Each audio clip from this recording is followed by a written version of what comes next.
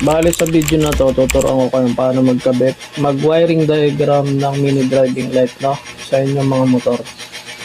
First step, ito yung mga components. Itong dalawa na to, ito yung relay, no. Itong kaliwa ito tawagin nating high.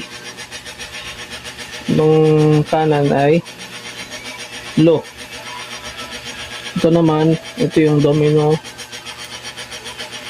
try switch. Dito sa baba, ito yung battery. Then ito, na nasa taas, yung may mga buga, is yung MDL, no, yung mga mini driving light. First step, pagsamahin natin tong number 30 ng relay. Tong dalawang relay na to. Pagsasamahin natin yan, then maglalagay tayo ng fuse, no, fuse box, para kung pumutok man yung ilaw is hindi madadama yung ating baterya, no. Pagkalagay ng fuse, papunta yan dito sa positive ng ating baterya. Dito sa positive ng ating baterya, no. Tapos itong number 85 is magsisilbing body. Gagawin natin ground ng relay, no.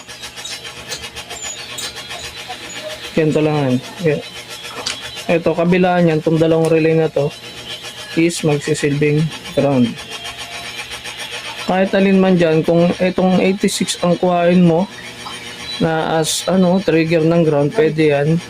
Tapos kung itong 85 ang gawin mong trigger ng positive is pwede rin yan, no? Alin man sa 86 o 85, pwede magkabaliktad yan, no?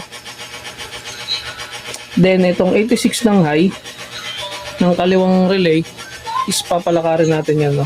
Papunta rito sa tri-switch, sa domino tri-switch. Dito, sabihin natin itong dalawang tungguit na to, ito yung high, no? Papalakarin na natin yan dito sa may domino tri-switch. Tapos itong 86 ng low na relay na gagamitin natin, papalakarin natin papunta rito sa unang guhit ng domino tri-switch. Ito namang bilog na to is accessory wire, no. Ito yung common. Siya yung magiging trigger ng number 86. Kumbaga rekta siya sa ignition wire. Pwedeng nakalagay itong common na to, common sa ignition wire, o sa ito ay pwedeng nakalagay sa ignition wire o sa accessory wire.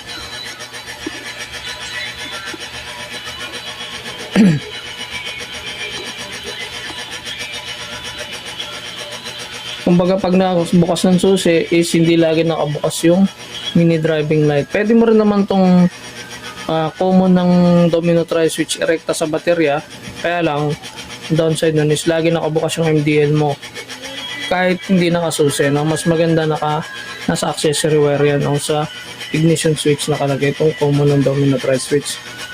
Tapos itong 87 ng mga relay,